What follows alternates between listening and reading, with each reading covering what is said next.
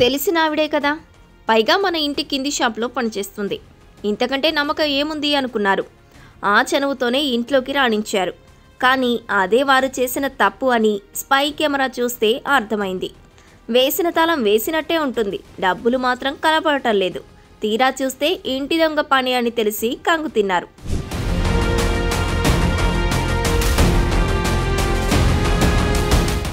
అసలు మ్యాటర్ ఏంటి అంటే, నిజామాబాద్ పట్టణంలోని కుమార్ గల్లీలో నివాసం ఉంటున్న విషన్ తమ ఇంట్లోని గ్రౌండ్ ఫ్లోర్ను ఓ బ్యూటీ పార్లర్ నిర్వాహకురాలికి అద్దెకిచ్చారు. అందులో వినాయక్ నగర్లో నివాసం ఉండే గాయత్రి అనే మహిళ పనిచేసేది.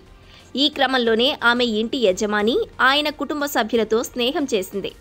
ఎప్పుడూ ఇంట్లో మనిషిలానే కలివిడిగా తిరుగుతూ నమ్మకంగా ఉండేది. అలా పూర్తిగా నమ్మకస్తురాలిగా పేరు తెచ్చుకుంది.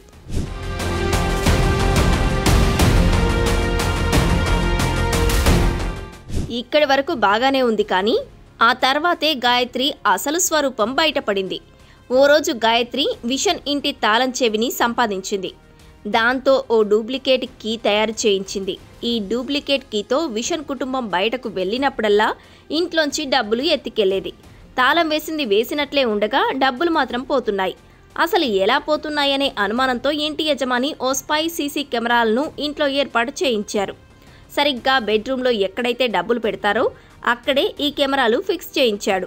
పాపం ఈ విషయం తెలియని గాయత్రి ఎప్పటిలాగే ఇంట్లోకి చొరబడి బీర్వాలోని 17 తులాల బంగారం, కిలోపావు వెండి ఆభరణాలు, కొంత నగదు ఎత్తికెళ్లింది. ఇదంతా అక్కడే ఉన్న కెమెరాలో రికార్డైంది. దీంతో అసలు దొంగ ఎవరో తెలిసిపోయింది.